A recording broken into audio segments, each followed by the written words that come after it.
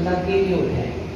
हम बाहर की क्रिया ही एक दूसरे के अनुकूल न करें, सामरस्यम अंदर मन से भी करें, हृदय से भी करें, विचार भी हमारे एक जैसे हों।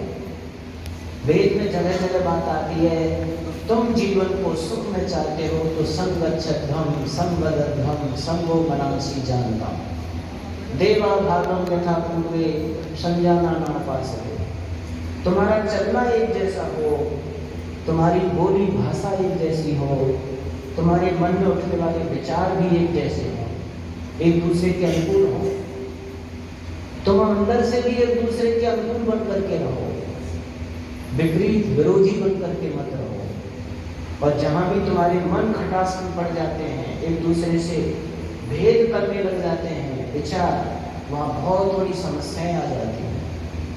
आपने रामायण पढ़ी होगी, रामायण का सीरियल भी देखा होगा, और हमारे देश में तो रामायण के कितने पाठ होते हैं आप सब जानते हैं। थोड़ा सा प्रसंग रामायण का आता है, मन का या 60% का थोड़ा सा प्रसंग आया रामायण में, तो कितनी हालत खस्ता हुए, कितनी स्थिति बुरी हो गई थी कि कैकेयी ने केवल स्वार्थपरता से और अपने बेटे के लिए राज्य ले लिया और श्री राम के लिए वनवास ले लिया।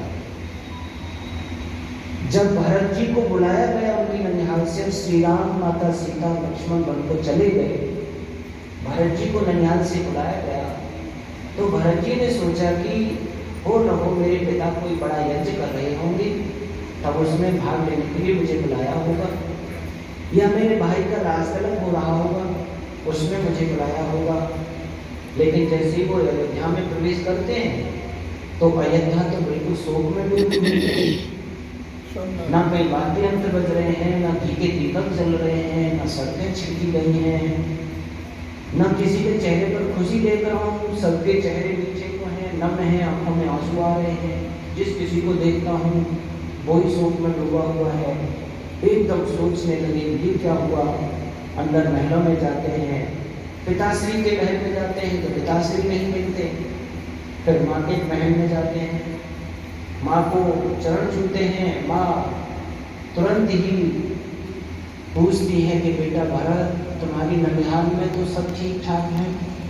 कि हाँ माँ, ननिहाल में सभी कुशल मंगल हैं, पर मेरी अयोध्या मेरी जन्मभूमि की कुशलता बताओ माँ।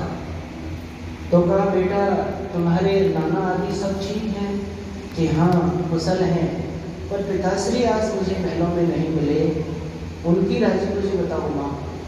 कि बेटा तुम्हारे मामा आदि युधाजित आदि ये सब कुशल है? कि वो सब कुशल हैं, पर भैया राम लक्ष्मण कहीं दिखाई नहीं दे रहे। तब उस समय कैकेयी कहती है बेटा तुम्हारे पिता तो उस लोक को चले गए जहाँ सारी दुनिया जाती है। इतना सुना कि एकदम धड़ाम से जमीन में गिर पड़े और रोने लगे, हाँ मैं कितना अभागा हूँ, कितना दुर्भाग्यशाली हूँ कि मैं अंतिम समय पिता की सेवा न कर सका, उनकी कोई आशीर्वचन नहीं ले सका। मैं कितना दुर्भाग्यशाली हूँ, मेरे से तो बढ़िया सौभाग्यशाली भैया राम हैं, भैया लक्ष्मण हैं, जिनकी गोद में पिता के प्राण निकले होंगे, जिन्होंने अंतिम आशीर्वचन लिए होंगे। ऐसा रोते रोते वो कह रहे हैं तो उनकी माँ कहती है बेटा जिस समय तुम्हारे पिता इस दुनिया से गए तुम्हारे भाई राम भी यहाँ नहीं थे, लक्ष्मण भी यहाँ नहीं थे। तो माँ भैया राम उस समय कहाँ थे? कि उनको तो 14 वर्ष का वनवास हो गया था। वनवास की बात सुनी तो और अधीर हुए, दुखी हुए, पूछने लगे माँ भैया को और वनवास, क्या उन्होंने किसी ब्राह्मण की हत्या कर दी थी?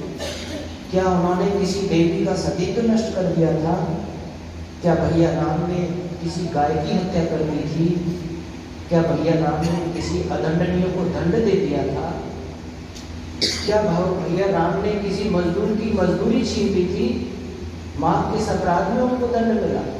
ऐसा क्या अपराध हो गया भैया से? तो कहा किसी ब्राह्मण की हत्या करना उनके बारे में सोचा नहीं जा सकता, न किसी गाय की उन्होंने हत्या की और किसी देवी की तरफ तो आम उठाकर राम देखे, ऐसा स्वप्न में भी नहीं सोचा जा सकता। तो फिर माँ उनको वनवास क्यों मिला? कहा बेटा मेरे 2 वरदान तुम्हारे पिता पर शेष रहते थे। मैंने अवसर पाकर वो तुम्हारे पिता से जो वरदान मांग लिए, वो राज्य तुम्हारे भाई राम को देना चाहते थे। मैंने पहला वरदान मांगा कि मेरे बेटे भरत को राज्य मिले। अब तुम राजा हो गए हो, चक्रवर्ती सम्राट हो गए हो। तुम्हारे पिता तुम्हें ये सब राजगद्दी देकर गए और दूसरे में तुम्हारा राज्य निष्कंटक हो जाएगा, क्योंकि प्रजा राम को ज्यादा चाहती थी, इसलिए मैंने 14 वर्ष का वनवास मांग लिया। जब ये बात सुनी तो तब से धड़ाम से जमीन में गिर पड़े और कहने लगे, तू अपनी माँ कहने की योग्य नहीं। हे जननी, हे कैकेयी महारानी, तूने तो मेरा कितना अनर्थ किया है तुमको पता ही नहीं है। मैं इस दुनिया में अब मुंह दिखाने लायक नहीं रहा। मेरी कुल परंपरा में राजा के ज्येष्ठ पुत्र को राज मिलता रहा है, तूने मेरी तो कुल की परंपरा का ही सर्वनाश कर दिया। पिता से तेरे इसको कृत्य के द्वारा परेशान होकर प्राण त्याग के गए हैं। तू तो पति घातनी है। तू उस माँ कौशल्या का दिन भी नहीं देख पाई जिसके बेटे को तूने कंकटा के वनों में भेज दिया। काश तेरे पुत्र को कोई ऐसे भेजे, इतना तो देख लेती कि कोई मेरे पुत्र को ऐसा वनवास दे तो क्या भी देगी। तूने दूसरी माँ कौशल्या माँ का भी दिन नहीं देखा।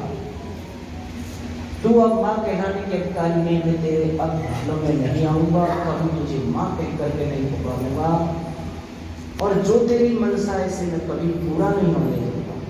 मैं जाऊंगा भैया राम को लेके आऊंगा, उनको राज्य दूंगा, और वो नहीं आएंगे तो मैं उनके स्थान पर वनवास भोगूंगा, पर मैं राजगद्दी नहीं लूंगा।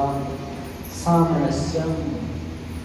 जब इस प्रकार से कैकेयी के सामने हुआ और बाद में चल के भरत नंदी ग्राम में रहने लगे, राजगद्दी पर बैठे नहीं, तो कैकेयी को पश्चाताप हुआ, ये मैंने क्या कर दिया। मैंने तो इतना सर्वनाश कर दिया, मेरे इस पुत्र से पति महोदय दुनिया से चले गए, मैं वैधव्यता को प्राप्त हो गई। मेरी बड़ी बहन कौशल्या मुझे सभी बहन की तरह प्यार करती थी, उसको कितना उसकी झोली में तो डाल दिया मैंने। राम भी भरत से ज़्यादा मुझे प्यार देते थे, सेवा देते थे, उनको भी वनों में घुसवा दिया। मेरे इस दिल और दिमाग में ऐसा क्या हो गया कि मैं इतना घिनौना कार्य कर बैठी। बाद में उसे पश्चाताप हुआ। बंधुओं, माताओं, बहनों, भगवान क्या कह रहे हैं? सामरस्यम। मन में भी ऐसे विचार मत उठाइए, बाद में कहीं पश्चाताप करना पड़े, बाद में रोना पड़े। मन के विचार भी एक दूसरे को प्रसन्न करने के लिए, हित करने के लिए उठें, किसी की हानि करने के लिए नहीं। हमारी संस्कृति तो बांट कर खाने की संस्कृति है। जैसे आजकल एक नारा दिया जाता है, जियो और जीने दो। हमारी संस्कृति कहती है नहीं, इसको पलट दो, पहले जीने दो उसके बाद जियो। पहले दूसरों को सुख सुविधाएं दो, उसके बाद जो मिलेगी तो हम अच्छा सा जिएंगे।